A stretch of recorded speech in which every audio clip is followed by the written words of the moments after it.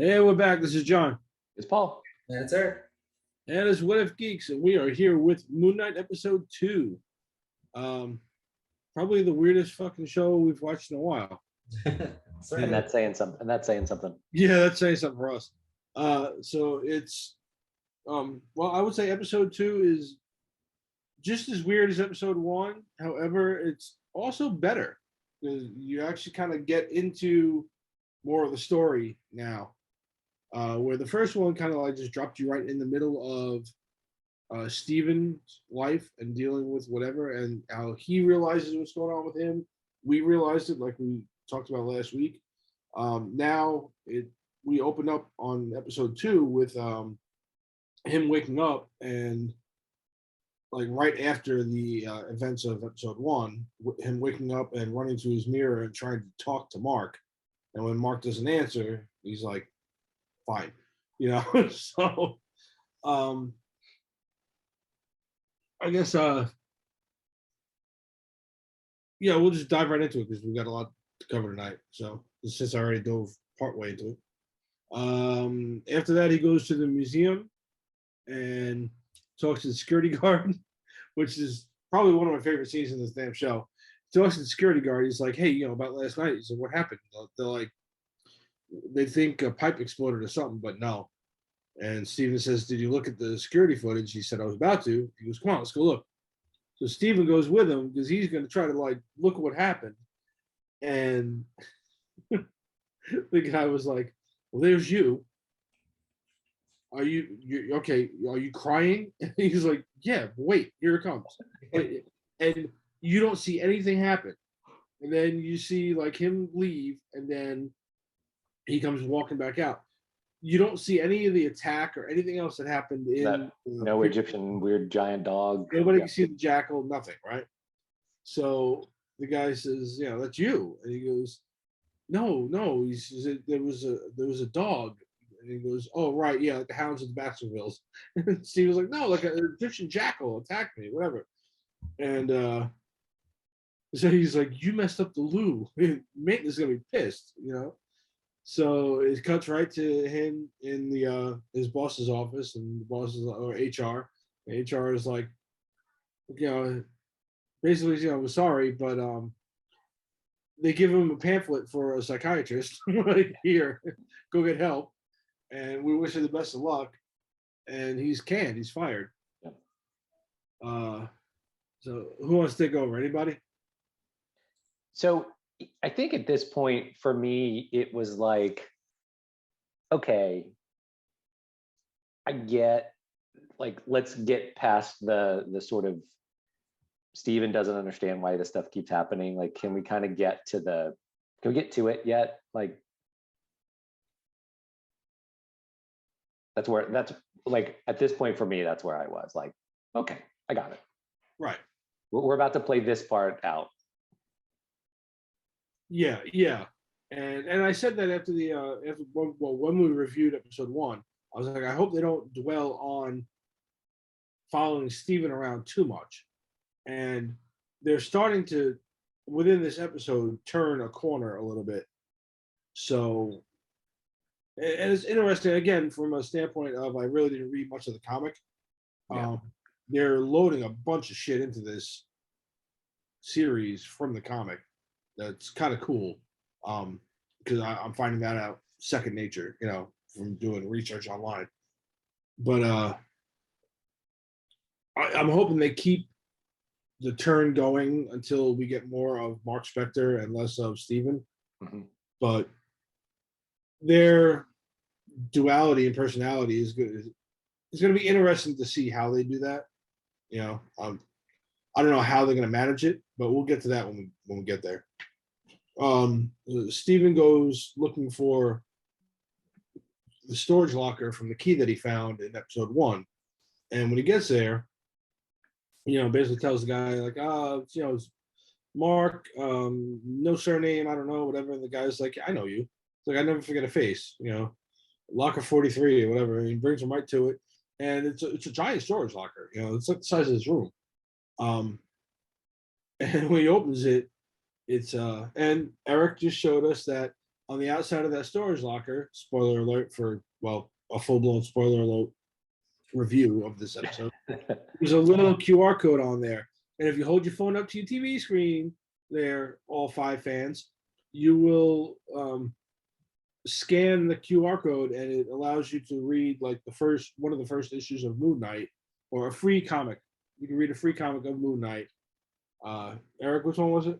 Yeah, it's not even Moon Knight. It's a comic called Werewolf by Night, but it was the second time that the Moon Knight character appeared in Marvel ever.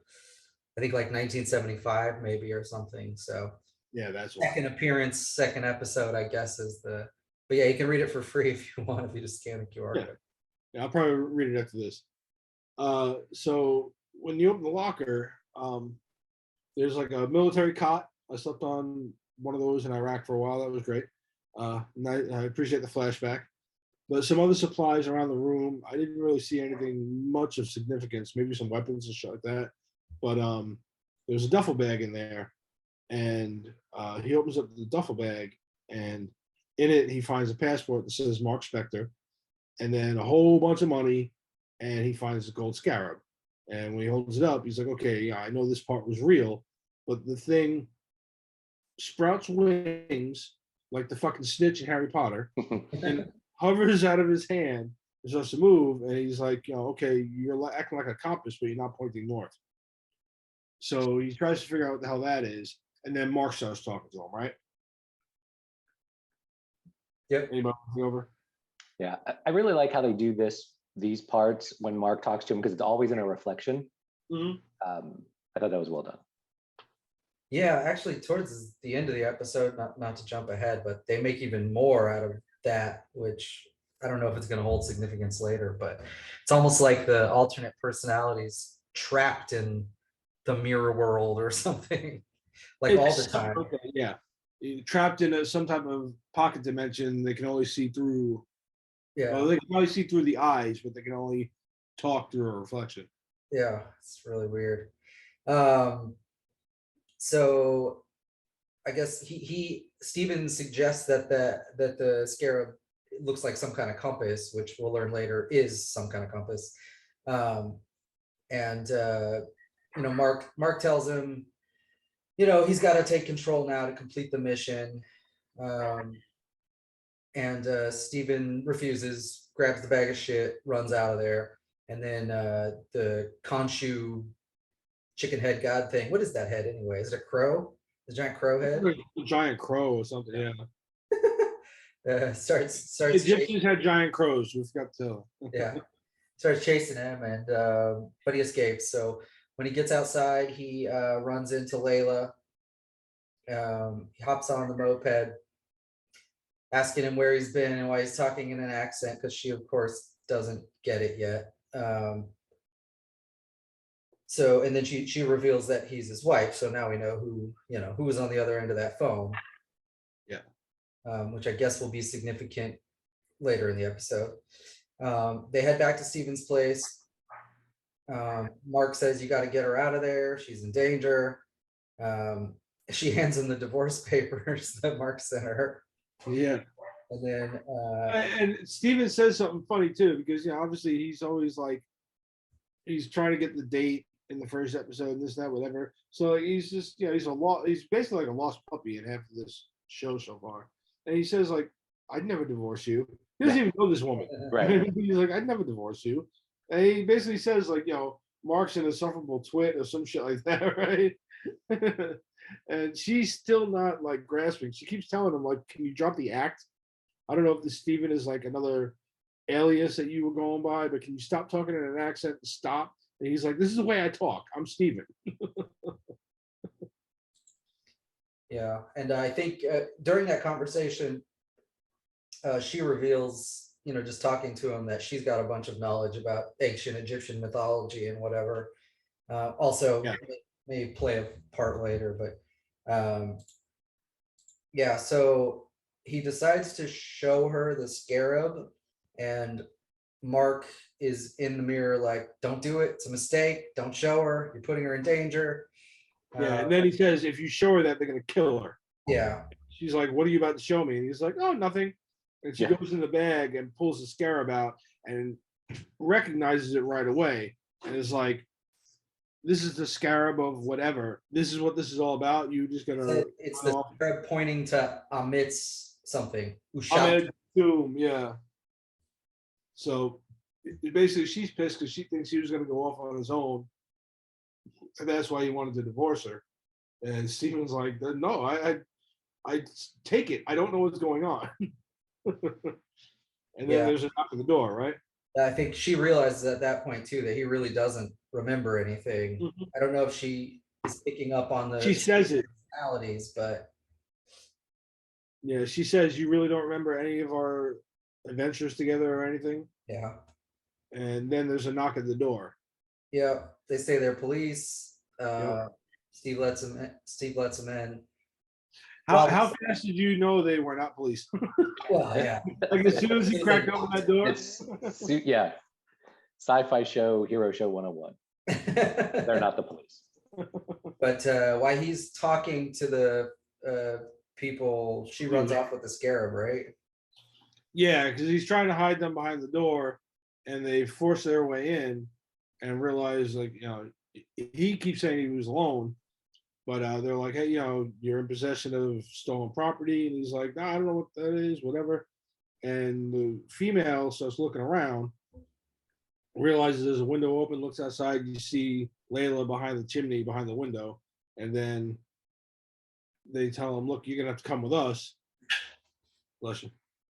They take him in the car, and they're talking. They find the passport. They're like, "Oh, Mark Spector," and he's like, "That's not me." And the guy goes, "It looks exactly like you." So they get him in the car and they're driving, and they're looking him up on the computer. And the girl's like, "Oh, look what we got." He's international. He's an international wanted man. And look what he did. And he murdered all these archaeologists or whatever, execution style. And Steven's like, "I didn't do that. It wasn't me." And she's like, "Sure you didn't, Steven." And they pull up into an alley, and he says, "I thought we were going to the police station." And the guy's like, "What would give you that idea?" And they get out, and he sees these people, these kids playing soccer or whatever, and he tries to yell for help, and the girl that's standing by the car shows him the tattoo of the scales on her forearm, and he's like, "Oh, son of a bitch." So Mark starts talking to him from the reflection in the window. Tells him, "Look, you have to give me control. I have to get us out of here." And Steven's like, "I saw what you did to those people. I'm never giving you control again." And he's like, "Do you hear me?" And then the little radio in the front of the car, the walkie-talkie, says, "I hear you, Steven of the gift shop." And it's Arthur, and the door opens, he falls down, and Arthur's standing there. I really like this whole interaction between him and Arthur, Ethan Hawke's character, because Ethan Hawke is like, and the whole time, as they're walking, you keep hearing the glass in the shoes. Yeah. I was like, "Fuck, that's fucked up." It's creepy and unnerving. Yeah, but just Ethan Hawke is doing a really good job of just playing this like calm, collected boss shaman character, right? But Cult leader. Yeah, cult leader. Very, very. He's doing a really good job of it, and the way he interacts with Steven, like he's trying to. He now knows, like, okay, there's something going on with personalities here. So he tells him, like, "Hey, what does he say?" He says, "I know you can see Khonshu, and Khonshu's there talking to him, and he's like, you don't have to listen to him, like he's telling him, like, it's okay, you don't have to listen to him." Yeah, I think Arthur, that's his name, right? Arthur Harrow. He says, "What's he telling you right now? To kill me?" Yeah, Steven was like, "Yeah, Yeah, like, that's what he's saying.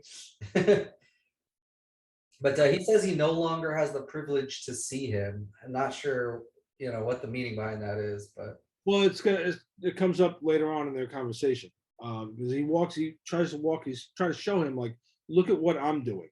Okay, he's like, he walks him through this alleyway to another building, and he's like, just ignore him and listen. He said, "Look," because this was once the most crime-ridden town in the area, and now people leave the doors unlocked or whatever. It's all because of what he's done, with his people. And they go in, he gives them food, and the whole time, like, Khonshu is like talking in the background, and he tells them, Khonshu is basically like, he was looked down upon by the other gods because he used to throw tantrums and whatever. They had a different view of justice, and Khonshu's like, he says, "I am vengeance," or "I am justice," whatever, and or "I am true justice." And Arthur looks at Stephen and goes, "What's he saying now? I am true justice." like just mocking him, right? And Stephen just looks at him like, "You can hear him?" And Arthur says, "No, I used to." He goes, "But I was his avatar before you, or before Mark." Before you. Yeah. Yeah. So, and he says it exactly like that. So he's letting him know, I understand there's two personalities in you.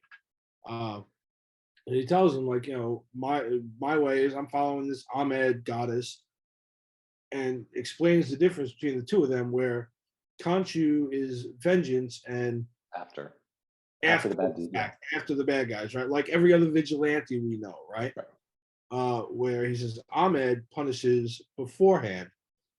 She wipes evil out before anything can possibly happen to make the world a better place. That's where Stephen kind of calls him out on his bullshit a little bit. It's like, what is that? Like, I think about killing my boss. It doesn't mean I'm going to do it.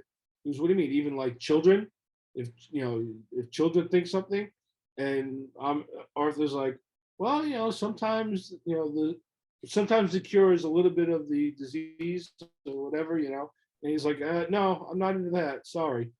And so that Arthur tells him, look, I want the scarab so we can resurrect Ahmed. And he keeps pushing for the scarab. Like, I don't have it. And he goes, well, let me talk to Mark. Or tell me who's got the scarab. And Mark's like, don't tell him. They'll kill her. And well, basically she just fucking shows up with the scarab. So all of that was a fucking moot point. She shows up because she's trying to save Stephen, right? He's like, and it's too because they do this thing where for like a good 15 seconds, Arthur keeps going, where is the scarab? Where is the scarab? Where is the scarab? Like over and over, no matter what no matter what Stephen says, he just keeps repeating it. Like he's gonna finally get through this guy's head. And then she says, I have it. And she shows up, and then basically all hell kind of breaks loose, right? They try to escape.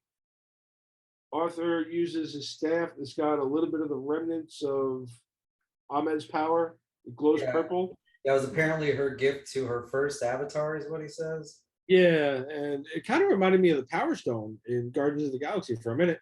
And I was like, oh shit, like, he's got like an Infinity Stone or some shit. But like he kind of cracks it on the ground, and the ground starts to glow, and then it opens up, and a hand comes out, and here comes one of them fucking jackals again. So the two of them make a run for it, and the jackal's chasing them, right? And let me see where the fuck I'm at. Here's where he tells him to call the suit. Yeah. So she keeps telling him to call the suit, and Mark keeps telling him to call the suit, and he's like, "What suit?" He's like, "I have no idea what the hell you're talking about."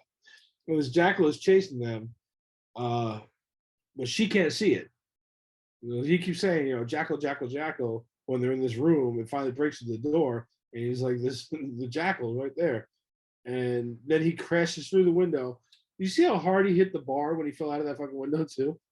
Which is one of the things I was like, okay, Moon Knight, or at least what Khonshu's avatar in any form, has some type of healing, which we knew in the first episode when he wakes up and his jaw realigns, right?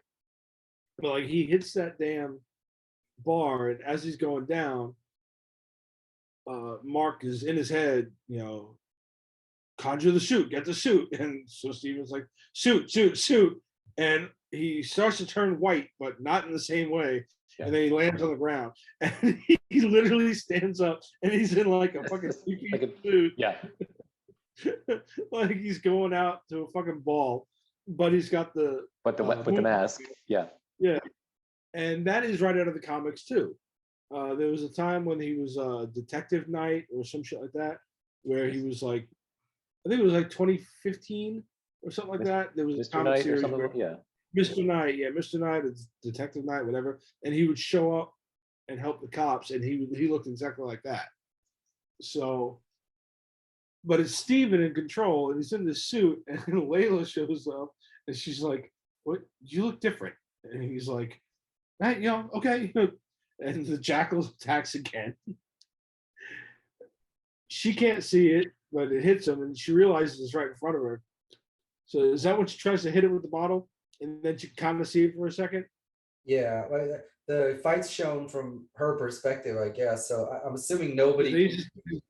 Yeah, he's got his ass kicked by thin air. Yeah, nobody can see the jackals or the gods or anything except him. Is what it seems like. Right. I don't know why that is exactly, but I guess it's good to explain things away. But yeah, she does realize it's there is something there, and she like I think she picks up a bottle and like tosses the liquid on it, and then you can see like the water. She hits it in the head, and first she throws water on it, like throws something out of a bottle on it so you can see it splash, and then she gets knocked to the ground, and then she picks up the broken bottle and fucking hits it. Right. You can see the water that's on it or whatever. But yeah. Anyway, so this whole brawl ensues that looks honestly pretty silly because it's all shown without the jackal.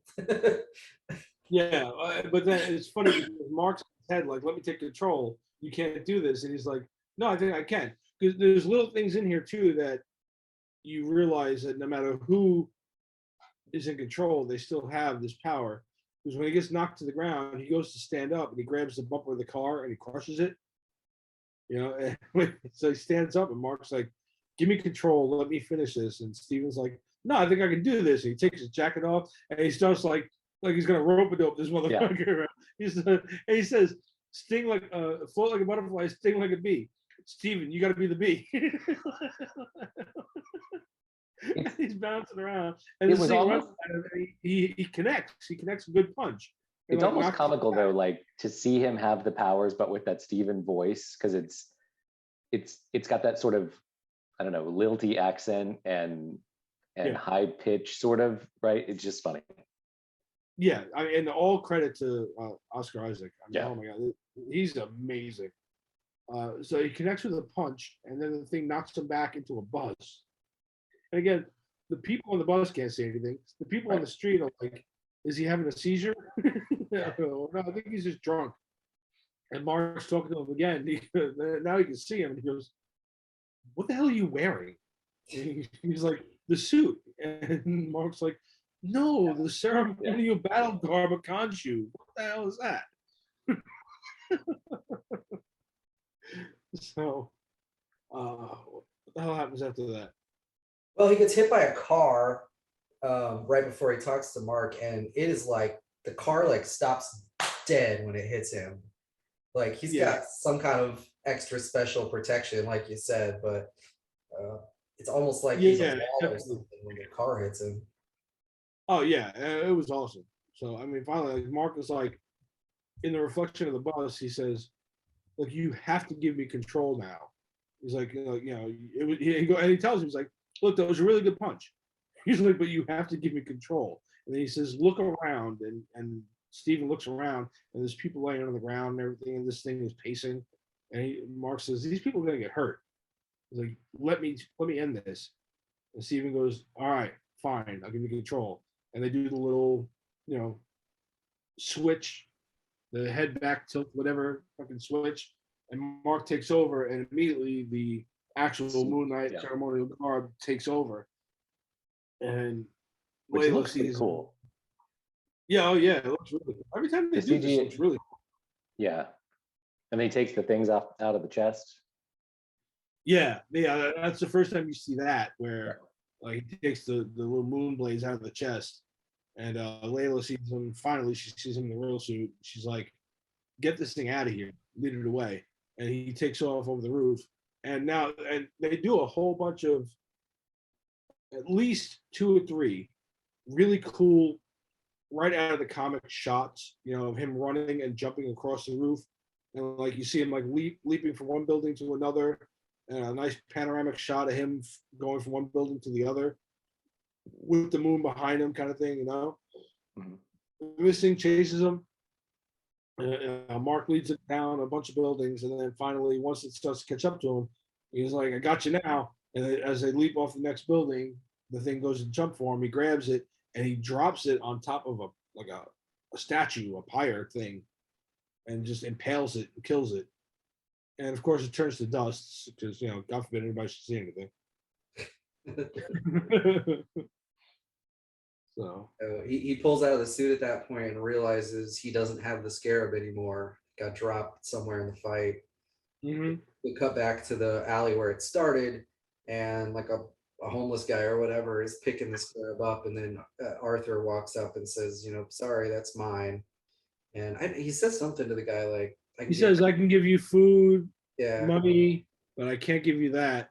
And then he takes it from him and then tells him, "I wish you could see the world we're building," and kills him. yeah. Yeah, it's kind of crazy. So he gets it, but Layla sees that he has it before she rides off on her moped. Um, What the fuck is with Disney and like mopeds and Vespas? I don't know. At least it wasn't bright red or Yeah, something. it wasn't colorful, and yeah. It seemed So quicker than space Vespas. yeah. So it goes back to Mark, and this is the point where they have the little conversation, and Steve is essentially trapped in the mirror world. He's like, I don't like this. I feel restricted or whatever. And Mark's like, just breathe, you'll be fine. You know, I've been doing this for years or something. And so, you know, he tells him basically he's staying in control. And it's Steve. This part tries to take over and he smashes the reflection.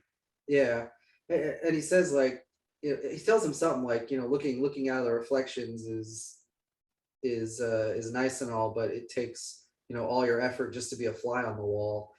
I guess like the alternate personality can't just be there all the time. He said something's changed where the person in control has more power now, so it's going to take all your power just to be a fly on the wall, basically just to watch from the reflections. So yeah. So when, as much as Steven tries to talk him out of it, Mark finally snaps and breaks the mirror thing in front of him so he can't see him anymore. And is that Khonshu starts talking to Mark, right? Oh no, because Mark explains to Steven what happened with Khonshu. Yeah. How he made a deal with him because he was dying, and he said, "I'm at the end of my contract with this god, but Khonshu wants Layla as the next avatar, and I'm not going to let that happen because I know what it's like." Yeah.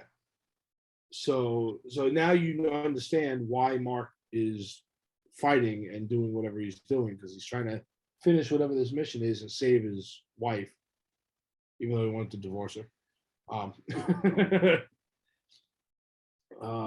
mean, I don't think anything says divorce like letting an ancient Egyptian god take over your body. Take over, right? So yeah, so and Khonshu starts talking to Mark too and tells him, he's like, look, this is going the wrong way. The scarab's gone. Harrow's got the scarab, and Mark says, well, stop him. He goes, we'll just go, we'll beat him to the tomb. Khonshu's like, look, you better, because remember, you were a corpse when I found you. So, and he says, yeah, and he goes, remember, he goes, if this doesn't work, the next avatar might be somebody close to you. So he even admits it. And then we move on to it closes with Mark in a hotel room, and he opens up the blinds, and it's he's in Egypt. Yeah, so I would assume, since Layla seems to know a lot, she's probably going to show back up next episode and help him find this tomb, even though they don't have the scarab. Right. That's my guess, anyway. Yeah, I think you're right. I also I didn't realize until that scene that Khonshu has like no neck, like the head is just floating there. Yeah. Thought that was kind of odd, but the other thing that scene left me a little confused about was when Steven goes on his rant about, you ruined my life, you're the reason for all of this, blah blah blah. But Mark is clearly the original. You know what I mean? Like, he had a wife and stuff, and Khonshu says, "I found your corpse." Like, it's not the alternate personality. So I I don't. wonder Yeah, how long he's had the alternate personality, and the alternate personality clearly thinks he's the primary. well, I'm wondering if how much they're going to explain about this because again, I'm getting ready to start reading old Moon Knight comics just try to figure out what the fuck's going on. But I'm also, like I said, I'm enjoying finally watching an MCU thing where I don't know what the fuck's going on. I don't have any background really. But I think just from what I'm picking up on this show, Mark Spector was a completely different guy. And I think Khonshu took his consciousness and put it into Steven's body. I think. Guess that could be. Yeah, because So where do you find the host body? Where do you find the host body? I don't know. I mean, you mean like Mark Spector's body? No, where do you find a Steven? So you've got dead Mark Spector, and then you got to find a living Steven and say, okay, you're going in here. That was Khonshu. Yeah, that's what I'm saying. Like Khonshu, because of Steven's love of Egypt or something. I don't fucking know. I'm theorizing now because Steven seems to have existed, and Mark Spector definitely existed. But I'm wondering if Mark died quite a bit ago, got dumped into Steven's body by Khonshu, and as he took over the body, he would take it over for good periods of time. Is that when he met up with Layla and eventually married her and whatever? Because she recognizes Steven's face as Mark. So that's the part that I'm kind of like, because if Mark Spector actually died, then I don't know. I don't fucking. Now my head hurts. My fucking head hurts now. It hurts more than Steven in the mirror dimension. Yeah, it's hard to imagine because it's like completely separate lives. Like, one guy's a mercenary, he had a wife, like, and then this other guy, like, apparently did Egyptian studies, and he lives in a different countries in London. He has a job. He thinks he has a mom. I don't know if he actually does. Right. That's the thing. Mark Spector's an American. Right. It's like weird. Like, how could you live I mean, it's just a comic movie, I get it, or series, but could you live a life like that? I mean, that's crazy how that happened. There you go. Okay, out of the 5 to 10 people that are actually watching this, if any of you have read enough Moon Knight comics to know what the fuck we're supposed to be talking about, comment down below. Let us know. Well, I'm not even sure it's going to help because what I read after the first episode is that in the comics, Stephen Grant is like a millionaire. He's like Bruce Wayne. Yes. Yeah. That's what I read too. So they completely rewrote it. But you mentioned the last episode that we talked about this. There was also another personality. Third driver. Yeah, third personality that's like a cab driver. Yeah. Right. And what I read online was, what if MCU is kind of like twisting things around where, all right, the Steven is the meek whatever, but then this Jack guy is actually the real villain of this whole thing. And he's really there in the background of this body. Right? I was like, what the fuck? Yeah. So, I don't know. All right. It's more interesting than the first episode, I think. I think so. I like the 2 different suits, and again, like Paul said, I love the CGI of that suit coming on. Yeah, that's really fucking cool. Yeah, and I can't wait to learn more now. And I feel like we're getting more answers, which is helpful because you end episode 1 with just questions like what, and now you're starting to piece it together. So it felt like, I don't know, this was a 2-parter. This is the end of the 2-parter, right? And now we make us change to like a second act almost. Yep. Yeah. Act 1 is a 2-part intro, and now Act 2 is something different. How many episodes do we got? 6. Well, there you Right, go. Act I think. 1, 2, and 3. Yeah, I think you're right. Eric's gonna tell us. No, I was gonna look it up. I thought 6 was right, but just double checking. Yep, 6. There'll be 6. Cool. All right. So yeah, I like I said before, I always give everything 2 to 3 episodes to kind of get into it. And then I caveated that with its MCU, so I'm kind of already all in. After episode 2, I'm all in. I'm ready to go. I want to see what the fuck they're gonna do with this thing because it's crazy. Here's the other thing. You mentioned this is the MCU. This doesn't feel like the MCU though. No. There's no one casually mentioned, no one has name dropped another MCU character thus far. There's been no like, oh, this is, there's not even a background like Captain America, right? Nothing, no name drops, no Easter eggs, no nothing. Not yet, but I'm wondering. Yeah, this for is through 2 episodes. Yeah, somewhere in the future episodes, if this is where they actually start to tie in more of the darker elements of the MCU, like Blade and the Night Sons and Werewolf by Night and that kind of shit, because Moon Knight kind of revolves around those guys. So this could be their doorway into all that shit, which would be pretty cool. Yeah. And there's not even like Rogers the Musical having a London opening or like any of that stuff. Yeah, no, it's not all there. I'm not sure I know that like what the timeline is. Like, not yet. Is it present day? I mean, it could be, but it's not very clear. Not yet. I guess we just gotta wait and find out. The phone that he finds is an old flip phone. Yeah. And he seems to use it. He was on what looked like an iPhone to call his mom. Right. So I guess it's now. It could be closer to now. I mean, because the flip phone wouldn't really mean much if the guy was trying to stay off the radar. If it's a burner, yeah. Yeah. Well, and when he calls the wife, doesn't she say like, "I haven't heard from you in 2 years" or something? Like it's some stupid long time. Mm. All right, sweet. Well, obviously I know we got more to go on. So, do you guys have anything else for this episode? No. Oh. All right. Well, hit us up. Let us know what you thought of this episode. Comment down below if you've read a Moon Knight comic and know more than us, because we're fucking lost.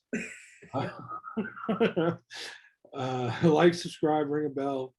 Hit us up at whatifgeeks.com, whatifgeeks@gmail.com, Facebook, Instagram, and Twitter. And we will see you next week for episode 3. All right. Good night, Tony. Good night, Mr. Knight. Good night, poor old beggar guy in the alley. Forever. I knew he was going to have one.